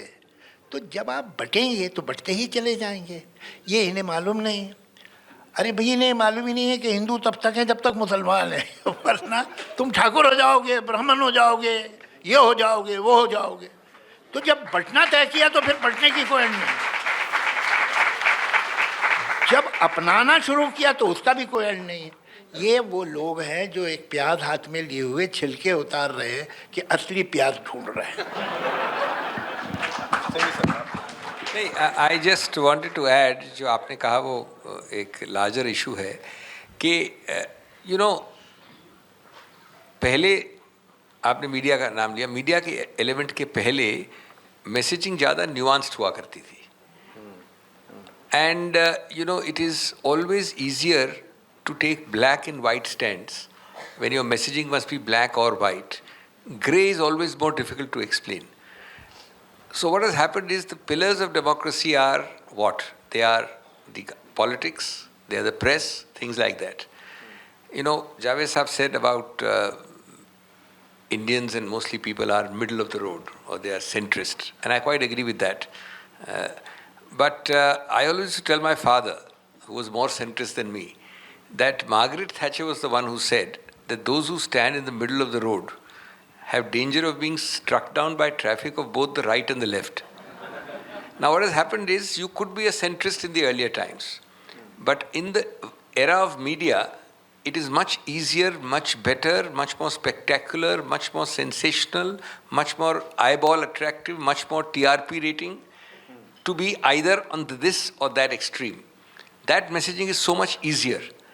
And within that categories of extremes, the hate part is much easier to get their attention. That I think is a very real thing. Today you see it inside Parliament. छोटी छोटी बातों में ही निकलता है. I had the privilege of being a chair of 3 parliamentary committees. The work done, I regret to say till recently, in parliamentary committees is exemplary. They say Parliament at work is Parliament in committee. Parliament in committee is Parliament at work. It is, of course, unfortunately changing now. So, Ansari साहब उपराष्ट्रपति थे उस वक्त, तो एक proposal आया कि साहब ये जो कैमराज आते हैं संसद में, उनको कमिटीज में लगाइए। तो मैंने और अंसारी साहब दोनों ने विरोध किया उसका पूरी तरह से कि साहब जिस दिन कैमरा आ गए कमिटी मीटिंग में, तो जो अच्छा कुछ काम होता है वो सब खत्म हो जाएगा। और आपको आश्चर्य होगा, I had the privilege being the chairman of the Lokpal committee, इतना विवादित मुद्दा, इतना उसको आप नाम नहीं ले सकते थे।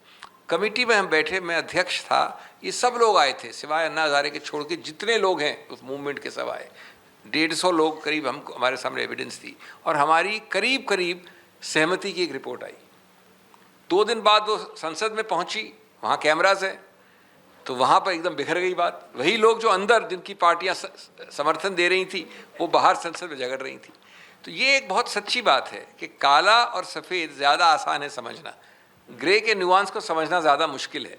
और लव वैसे भी बहुत बोरिंग होता है compare to hatred.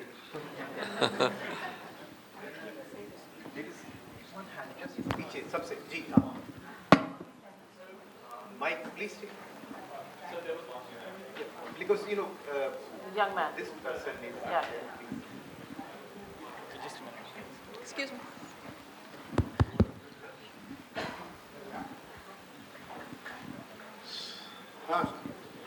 So since we have been discussing the idea of love, do you not think that the whole idea,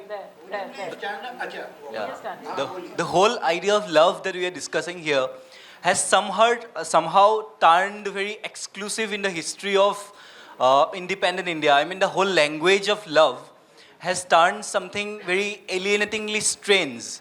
I mean, the conceptions of secularism that we are discussing here today somehow became a monopoly of a gated community in that sense, because of which the people in the periphery or the subaltern classes were not included, and the rise of Modi or the whole phenomenon of BJP after 2014 could capture that properly. So somehow did we not lose the language of love?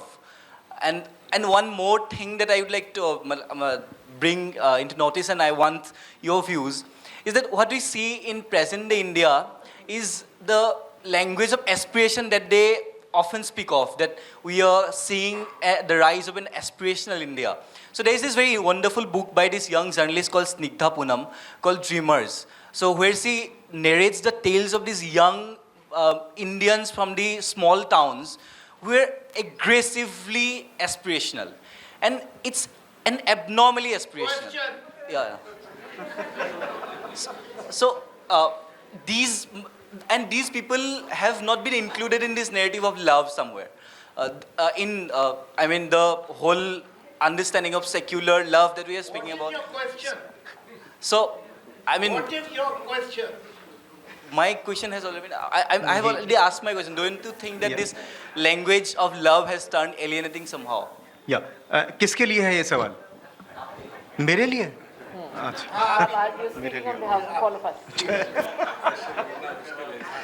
No, because मेरे पेट पे लात पड़ जाएगी. Okay. No, I completely agree with you that this whole idea of unity in diversity was somehow given to us in a language that was highly elitist. Our public culture was actually moving in a very different direction, how to look at the diversity of each and every segment of, when we think of unity and different component of it, what were the internal making of these communities. For instance, I can give you one example of Muslim community in India. It is perfectly all right for someone like me to think of unity and diversity in a perfect way. But what about Pasmanda Muslims? What about Muslim Dalits? What about poor Muslims who are actually there at the bottom level of society? What is their imagination of unity and diversity? Our films were actually more appropriate mode to capture these things. But intellectually and politically in our public sphere, I would completely agree with you that that was not there. आने का ये मतलब नहीं है कि हम अपने discourse के बैरियर्स को इतना लो कर दें. अब हमारी जो ज़बान है, हमारी जो वोकेबलरी है, वो हमें व्हाट्सएप यूनिवर्सिटी से मिल रही है और उससे हमें हमारा जो पब्लिक डिस्कोर्स है या जो हमारे घरेलू बातचीत भी है, उसका मयार गिर रहा है. नहीं, मैं सिर्फ इसमें एक चीज़ ऐड करना चाहता हूँ और वो ये है कि जब हम हिंदू मुसलमान कहते हैं तो बड़ा आसान हो जाता है मामला सुलझाना. But when we think of diversity of, especially in terms of class and caste, Muslim caste and Muslim class, or Hindu caste and Hindu class, that would become more complex and nuanced. I think in what ways that question is going to be answered. That is something which you also indicated. Usme kya alienation hua ya nahi hua? That is a serious question. And we don't have any ready to use answer to that. Yeah. Salma जी, आप उसके बाद में उनका पीछे भी एक सवाल है. मेरे ख्याल से इससे पहले बिल्कुल ऐसा नहीं लगता था, लेकिन सिंघवी साहब ने बिल्कुल ठीक कहा कि ये लव जो है बहुत बोरिंग है.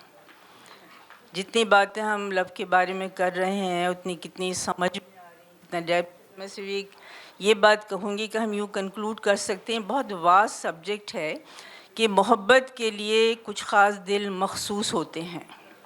मोहब्बत के लिए कुछ ख़ास दिल मखसूस होते हैं, ये वो नगमा है जो एहसास पे गाया नहीं जाता. पहले हम अपने आप को उसके लिए तैयार करें. हम ये समझें, ये बात बिल्कुल सही है कि जब बहुत नफ़रत हो तो वो मोहब्बत की रोशनी से उसको हम कर सकते हैं. लेकिन जो रक्षंदा ने किताब में कहा, जो जावेद साहब ने कहा, जो सब लोगों का, वो समझते हैं कि भाई हम अपने लिए पहले उस बात के लिए अपने को तैयार करें. जैसे जावेद ने कहा कि मुल्क को पहचानने के लिए ये ज़रूरी है कि अगर हमारे मुल्क का कोई बंदा कुछ करके आता तो उसकी धड़कन को हम महसूस करते हैं. तो इसके लिए तो फिर हमें अपने आप को तैयार करना होगा और तभी इस नगमे को हम गा सकते हैं. Thank you.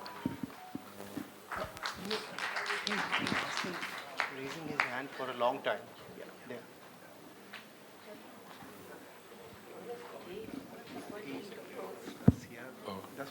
My name is Nalin Savara, and I've been quite a regular reader of a lot of Rakshita ji's books. So and incidentally, I have, other than the 4 people on the stage, read this book because I got it a couple of days ago. So I have two questions which are semi-rhetorical questions, but I'm not intending to give any kind of speech. सबसे पहले तो जैसे मैं किसी चीज़ में volunteering करता हूँ, political volunteering, तो जैसे जब मैंने फेसबुक पे शेयर किया फ़ोटो इस स्टेज की, तो बहुत सारे लोगों ने लाइक किया, पर मेरी ये कंप्लेंट है या मेरा ये रिक्वेस्ट है या क्वेश्चन है कि क्या आप इसको आने वाले वक्त में हिंदी या उर्दू में भी छापने की कोशिश करेंगी? और अगर आप करें तो बहुत बहुत अच्छा काम होगा, क्योंकि बहुत सारे लोग हैं जो हिंदी स्पीकर हैं जिनके लिए अंग्रेज़ी एक बैरियर हो जाती है, और वो उनको बहुत शौक है, वो पढ़ेंगे, बट अगर मैं उनको कहूँ कि ले अंग्रेज़ी पढ़, वो बस मुझे देखेंगे और सोचेंगे कि मैं मतलब घमंड दिखा रहा हूँ।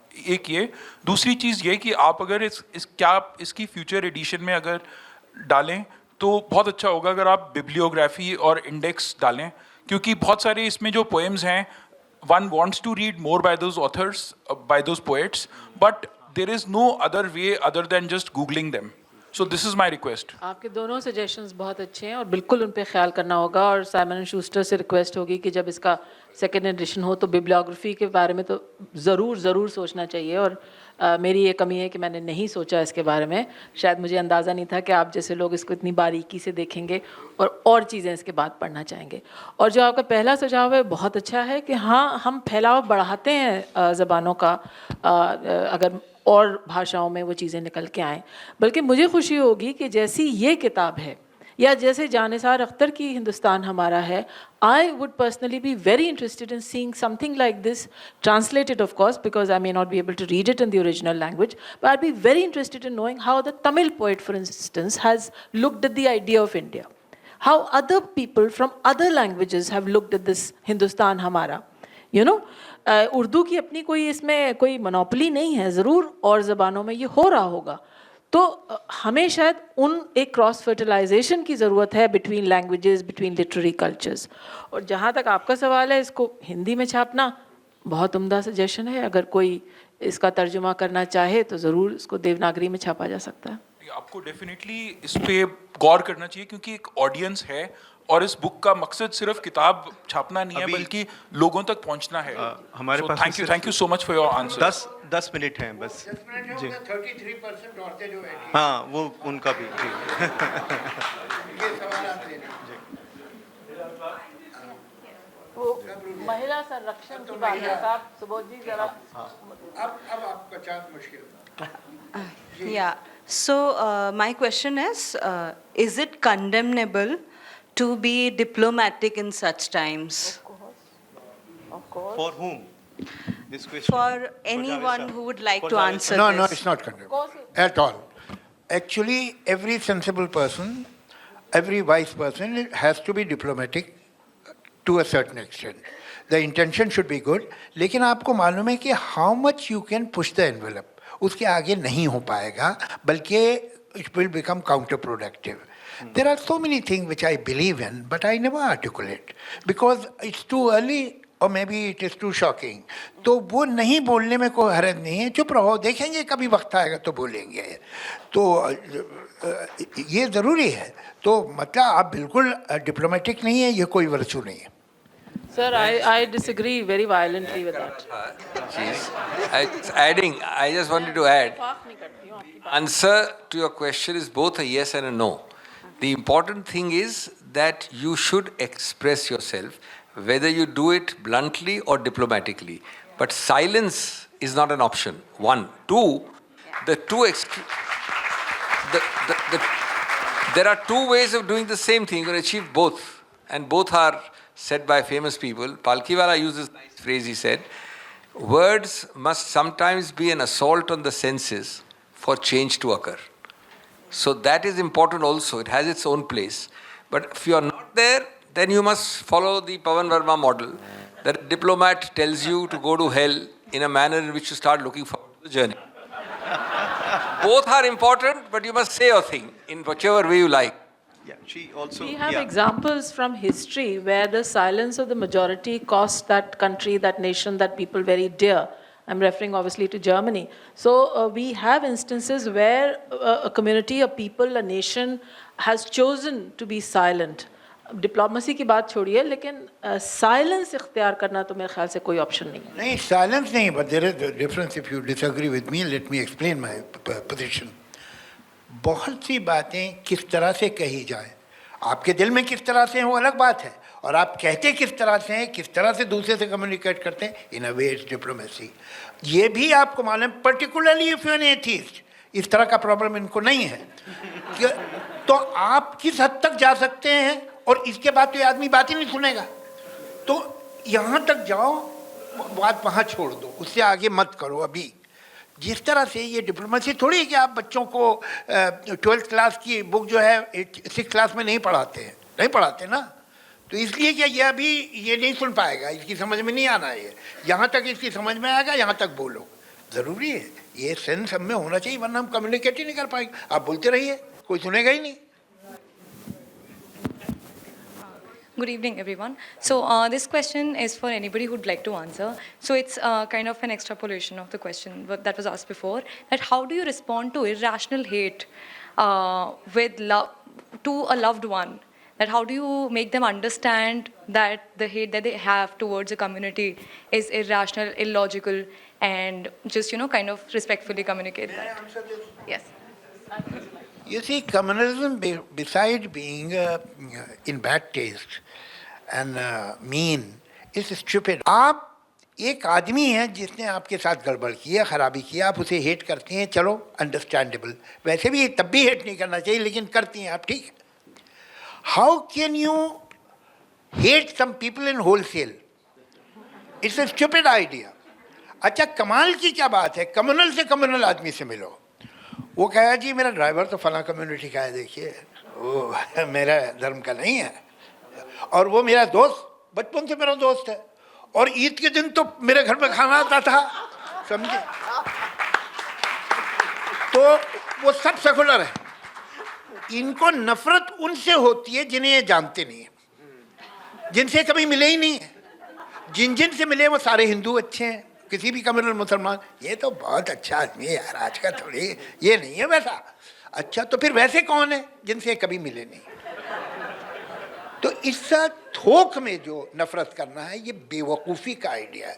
मिसाल के तौर पर मैं, वो साहब ये लोग जो इलाहाबाद में रहते हैं बड़े कंजूस होते हैं. अरे इलाहाबाद में हर तरह के लोग भाई, कंजूस भी हैं, फजूल खर्च भी हैं, ठीक भी हैं, यूँ भी हैं, वो भी है. ये साहब जबलपुर के जो लोग होते हैं ना, ये बड़े गुन्ने होते हैं, कुछ बताते नहीं. अरे आप पूरे शहर को एक ब्रश से कैसे पेंट कर सकते हैं, उसी तरह एक पूरी कम्युनिटी को कैसे पेंट कर सकते हैं? हर कम्युनिटी में हर तरह के लोग हैं. तो ये कहना कि ये खराब लोग होते हैं, ये it's not only a mean and third grade idea, but it's stupid idea. It's a stupid idea. May I add to this, Hilal? Javed साहब ने बहुत खुशगवार माहौल बना दिया है, लेकिन मैं एक तल्ख बात कहना चाहती हूँ इनके सवाल के जवाब में, अपनी ज़ाती ज़िंदगी से बताते हुए. 2 साल पहले जनवरी में I was sold off on a virtual auction in something called Sulli deals. It was offensive, it was stupid, it was hurtful. Sulli deals was a virtual auction of Muslim women who was being, as an act of generosity, being sold on a virtual auction to work as maids in people's homes.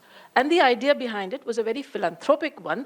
मुसलमान हर वक्त कहते रहते हैं कि नौकरियां नहीं हैं, चलो हम उनको नौकरियां देते हैं, we'll keep them as maids in our homes.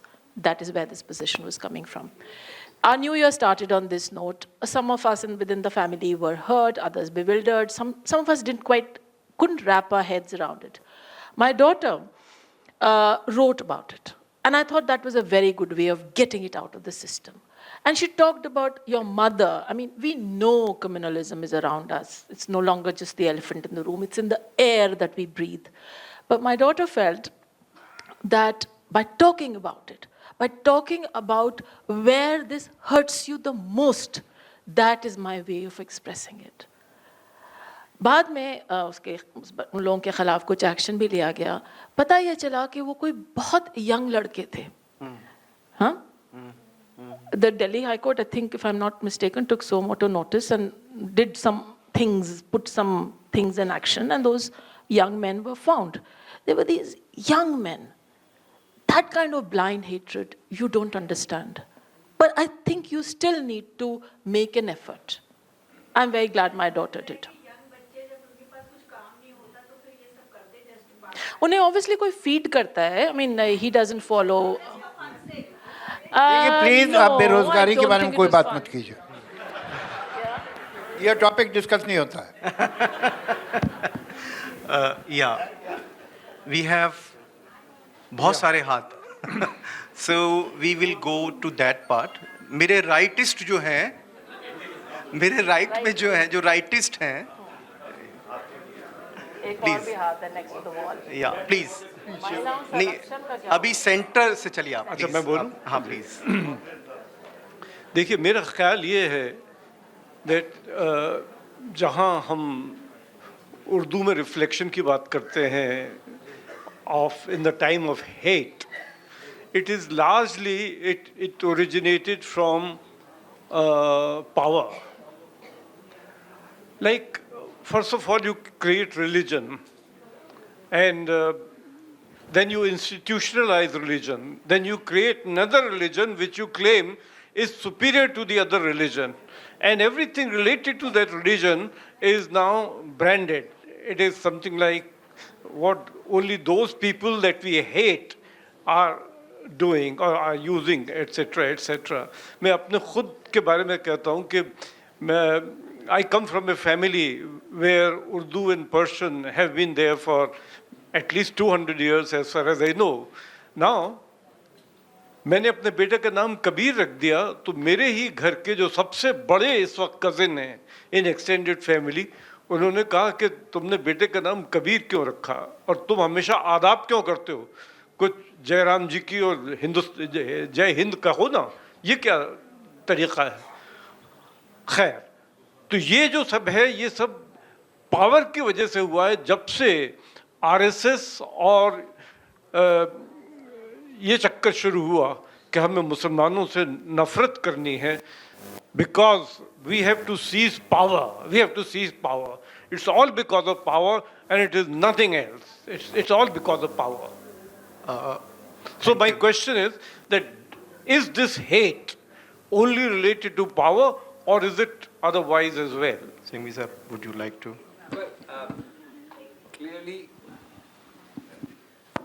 Clearly, the single biggest culprit is power.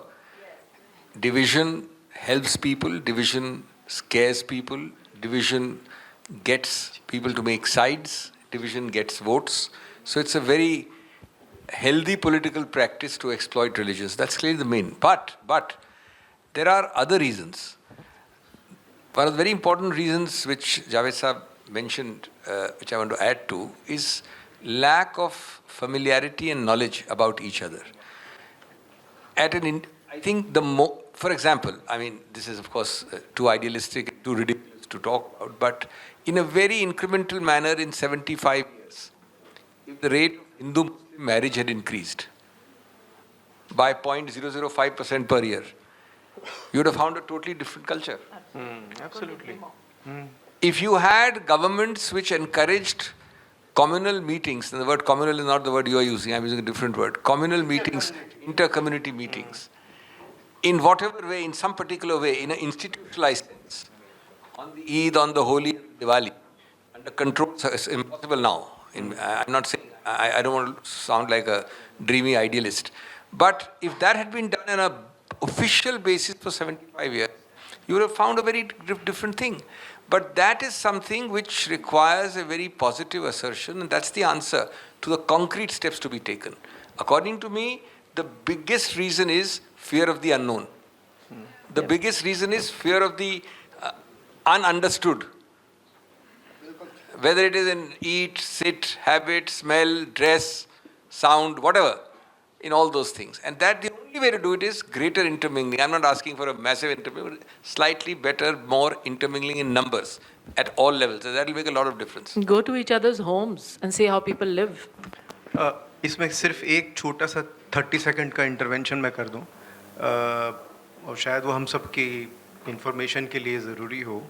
BJP has as an ideology, official ideology of BJP is based on humanism, integral humanism by Deen Dayal Upadhyaya. It is based on 3 lectures, and in 3rd lectures, third lecture, he says that there is a conversation between Deendayal Upadhyaya and Vinoba Bhave.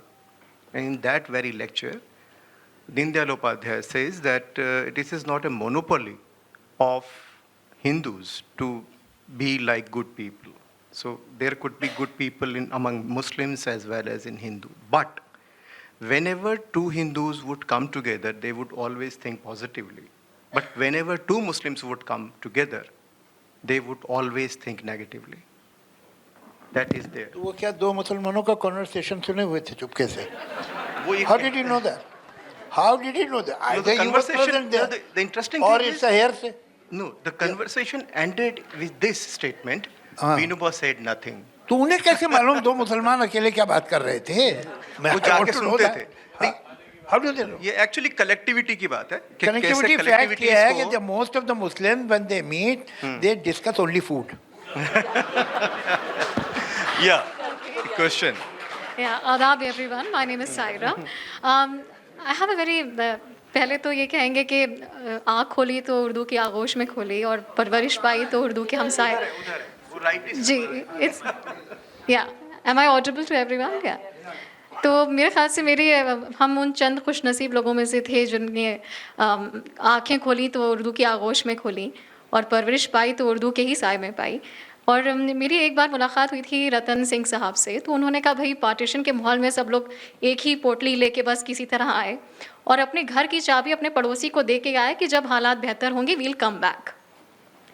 वो एक अरसा बीत गया मेरे ख्याल से 40 साल के बाद उनको फिर से वापस लाहौर जाने का शरफ़ हासिल हुआ और वाकई में उस पड़ोसी के पास गए तो उस पड़ोसी के पोते ने उनको उनकी चाबी दी कि ये वही चाबी का गुच्छा है जो हमारे दादा ने कहा कि इसको संभाल के रखना क्योंकि ये उनका ही घर है। So this was, but he also expressed one thing that that was not the age of WhatsApp. We, in the entire discussion, we just, I think, omitted social media where people are faceless. They're talking to a faceless entity. They are spewing invectives. But पहले लोग एक दूसरे के घर जाते थे त्यौहार में सिवैयाँ भेजते थे दूसरे की गुजिया खाते थे अब तो लोग फ़खराना अंदाज से हमारे ऑफिस में कहते हैं कि भाई हमने कहा भाई अलीगढ़ का अगर ताला एक कौम बनाती है तो चाबी दूसरी कौम बनाती है अगर बनारसी साड़ी के बुनकर एक कौम के हैं तो उसके बिजनेसमैन दूसरी कौम के हैं ये इट्स अ सिम्बायोटिक रिलेशनशिप नहीं हमें नहीं चाहिए because they are fed on WhatsApp and social media जिसमें इंटरेक्शन जब एक बाप बेटे का ही नहीं हो रहा है तो फिर पड़ोसी से कैसे होगा so don't you think that WhatsApp and social media has played a larger part in actually distancing people Javed साहब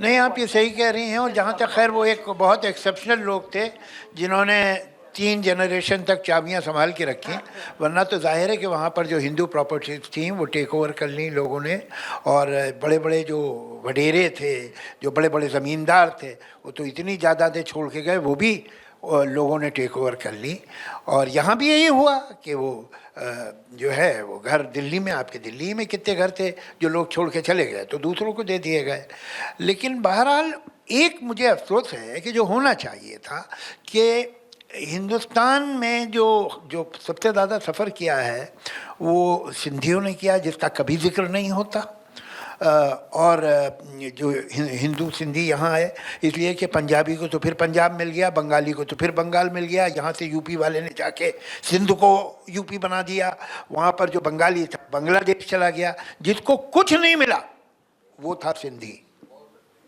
और उससे किसी ने कोई कभी जिक्र ही नहीं मैंने सुना कि किसी ने सिंधी के दुख के बारे में बात की हो सबसे बड़ा पार्टीशन का सफ़र हिंदू सिंधी है खैर ये अलग बात लेकिन कमाल की बात क्या है कि अमृतसर में और लाहौर में 30 किलोमीटर का डिस्टेंस 30 किलोमीटर लाहौर में बैठी हुई लड़की 27 साल की बदतमीजी हुई मुझसे मुझे उसकी उम्र पूछनी पड़ी कुछ पंजाबी में मैं फैज साहब के घर में अब ये घर में सब बहनें भाई और बाकी लोग जो है वो पंजाबी में बातें करते हैं तो कुछ पंजाबी में किसी ने जोक सुनाया मैं भी हंसा तो वहाँ टेलीविज़न की एक लड़की बैठी थी उसने कहा आप पंजाबी समझ लेते हैं तो मैंने कहा जी हाँ तो कहने आप पंजाबी कैसे समझते हैं मैंने कहा मैं फिल्म इंडस्ट्री में काम करता हूँ वहाँ तो ज़्यादातर पंजाबी हैं तो मैं सीख गया आपकी फिल्म इंडस्ट्री में पंजाबी हैं हाँ कौन, तो मैंने कहा आप ये पूछें कि कौन नहीं है तो आसान हो जाएगा मेरे लिए। तो कहने नहीं फिर भी बताइए। यार मैं भाई यश चोपड़ा, धर्मेंद्र, ये वो, तो कह ली ये तो हिंदू है ना। तो उसको नहीं मालूम था 30 मील दूर, 30 किलोमीटर दूर कि पंजाबी कोई हिंदू भी होते हैं और हमारे मुल्क में एक कॉमन लैंग्वेज है। वो क्या मुसलमान? नहीं, वो तो पंजाबी है। अरे भाई दुनिया में मेजॉरिटी पंजाबियों की मुसलमान है, किसी को नहीं पता। ये क्या बंगाली है? नहीं, वो मुसलमान है। अरे भाई बंगाली 30% बंगाली पार्टीशन बंगाल में मुसलमान है, नोबडी नोज। तो ये गुजराती? नहीं, ये मुसलमान है, ऑलमोस्ट 9% गुजराती मुसलमान है। तो ये इतनी जो इग्नोरेंस है एक दूसरे के बारे में, इट्स फ्राइटनिंग। होना क्या चाहिए था आइडियली कि पार्टीशन के साल 2 साल बाद वहाँ के जो लोग सफ़र किए थे यहाँ से जाके, पंजाब से या सिंध से, उनको इधर बुलाते और यहाँ के लोगों को साथ बिठाते और सब अपनी कहानियाँ सुनाते। तो आपको मालूम होता कि जुल्म की ये ताली 2 हाथ से बजी थी। यहाँ के पंजाबी को पता ही नहीं है कि वहाँ के मुसलमान पंजाबी के साथ क्या हुआ। उस मुसलमान पंजाबी को पता ही नहीं है किसी को हिंदू पे क्या जुल्म हुए, एक दूसरे के बारे में पता ही नहीं। तो अगर ये साथ बैठते और ये कहानियाँ अपनी बताते हमारे साथ क्या हुआ है, हमारे साथ क्या हुआ है, और उसमें कितने ह्यूमन किस्से भी हैं, ग्रेट ह्यूमन स्टोरीज। वहाँ किस तरह से एक सिख ने मुसलमान बच्चे के या लड़की की जान बचाई, vice versa and so on, ये भी बहुत सारे किस्से हैं। तो ये जुल्म के और इंसानियत की दास्तानें अगर एक दूसरे को सुनाई गई होती तो बहुत बेहतर होता। जी sir. We have time for 2 quick questions, not comments. Pawan साहब आप प्लीज। अच्छा तो फिर आप सबसे लास्ट में। नहीं, तो पीछे 2-3, अरे इतने सारे यार। एक बिल्कुल क्विक क्वेश्चंस, बिल्कुल शॉर्ट क्वेश्चन। कोशिश करूंगा, इतना कर नहीं सकता शॉर्ट। प्रोग्राम के शुरू में जावेद साहब ने कहा कि we are programme to love. मैं इत्तेफाक नहीं रखता। क्यों?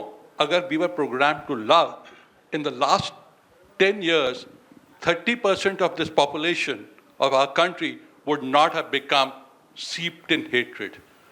Yes, we can be programmed. And therefore my question goes to Singhvi साहब, 4 तारीख के बाद आप लोग का क्या प्रोग्राम है उसको डीप्रोग्राम करने का? आप कहाँ से कहाँ चले आए? We collect all the questions. We collect all. Singh sir, 4 के बाद बात करेंगे। जी, next question. There's a lady in the middle somewhere. Yeah. Me or you, Lubna? Yeah.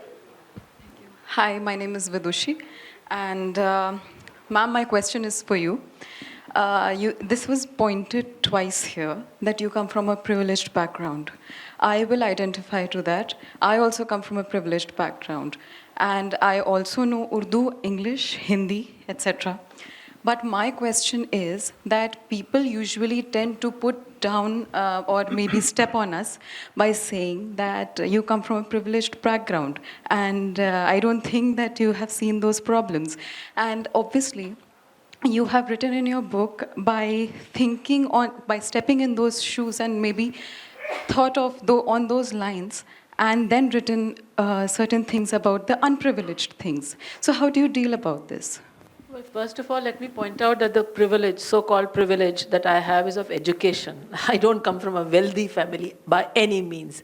Education came very early to my family, so yes, for a couple of generations we've had the benefit of education, and with that a certain mindset and what Javed Saab referred to as liberalism and so on. So there is that privilege. But as I say in this book, this privilege, also the privilege of being able to speak in English, of having shorthand, looking like anybody else, will only take me so far.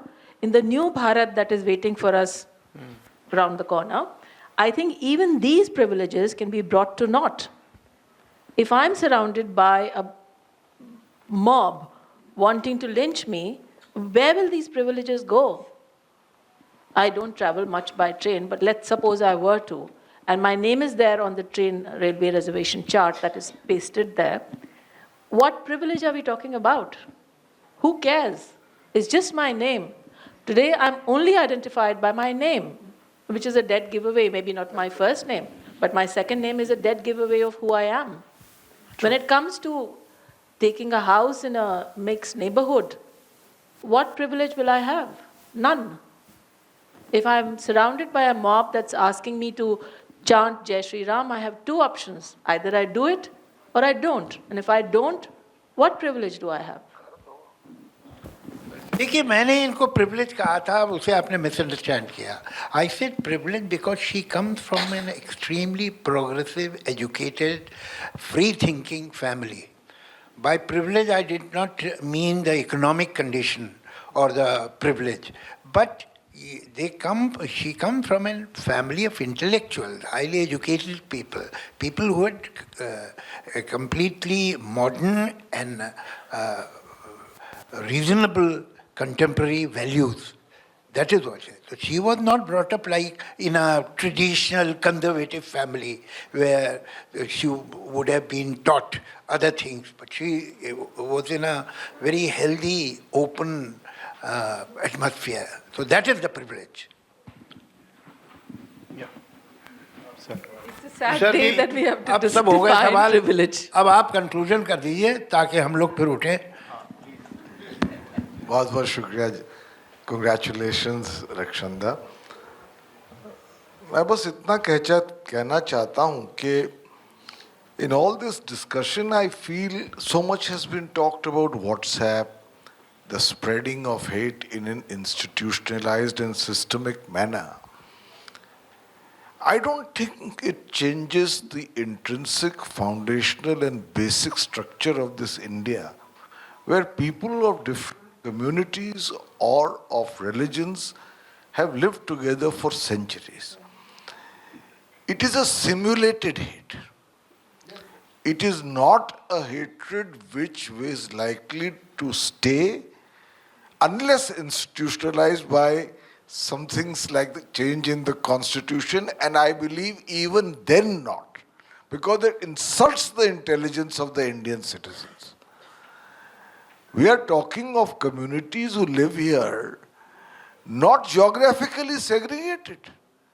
They live across this country. 25% of Kerala is Muslim, 30% of West Bengal is Muslim, 20% of UP is Muslim, 17% of Bihar is Muslim, 14% of Karnataka is Muslim, 12% of Tamil Nadu is Muslim.